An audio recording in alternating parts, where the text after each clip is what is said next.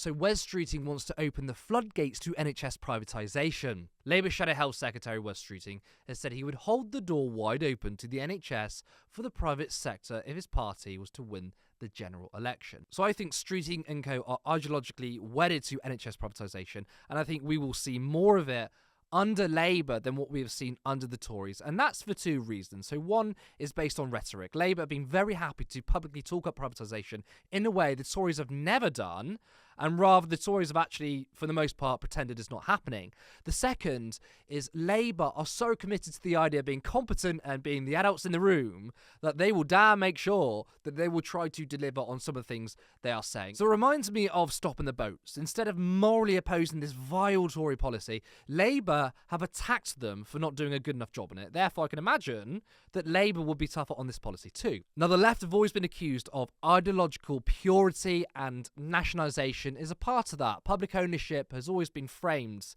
as some ideal, but not particularly practical or cost-effective, and rather it's better for governments to make the current system work. So why fork out loads of money when you can just focus on stronger regulation? Now, there's a talking point from the Labour right in regards to the NHS, and that is patients are the most important, and we won't be playing any silly ideological games. We just want to make the NHS work no matter how. And all right, that does kind of make sense. You know, for the short term, why spend the first few years of a Labour government bringing in all NHS contracts in-house and ridding it of all private involvement, when instead the government can just use a shitload of money injected from the private sector in order to make the NHS more effective immediately? Well, there's a few issues here. One is that I've already pointed out that NHS privatisation is a matter of principle for Streeting, not a necessity, and I think he's made that very clear. The second are the costs, and privatisation is far, far more expensive. So if you're not familiar with PFI, which stands for Private Finance Initiative, it was a scheme deployed under John Major and then accelerated under Blair. Initially, there was a large cash injection from the private sector, which initially boosted the NHS. Patient satisfaction was at its highest under Blair, but it's worth noting that the Labour government also spent far more public money on it than before, and of course today it's being deliberately starved. However, long term, you have to pay those loans back. Private companies, they don't give money from the kindness of their heart. They want a return. So we have to pay interest on those loans, meaning we spend more overall. And the sheer bureaucracy of privatisation causes a shitload of problems. It was also convenient for Blair to use PFI because under his tenure, the NHS was well funded and he didn't have to worry about paying the loans back because he's long gone and it was left to the Tories. And we know what they've been doing to try and claw money back for the Treasury.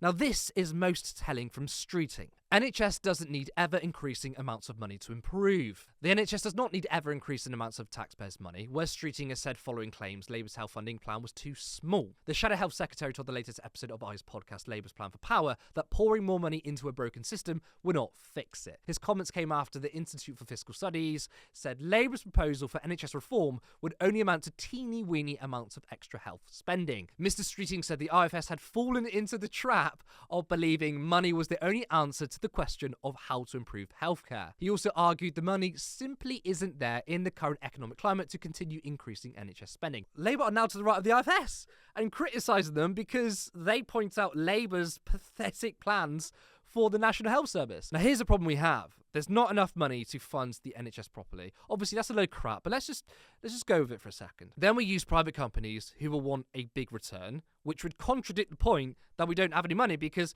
we'll have to pay them back with interest. So that doesn't make any sense. And if that's not the plan, then what are we doing to entice private involvement? Well, we have a bit more insight as to what the private involvement could be. He said he hopes to get quite tough on NHS England to work with private sector companies on improving the service and to invest in new technology. I want those entrepreneurs that are coming up with cutting-edge treatments and technologies to know that when they come up with a great idea that can deliver better outcomes for patients and better value for taxpayers' money, they're not going to struggle to get through the front door of the NHS. Okay, but why can't technologies come from the public sector? Almost everything we see came from public investment. Why would it be better coming from the private sector?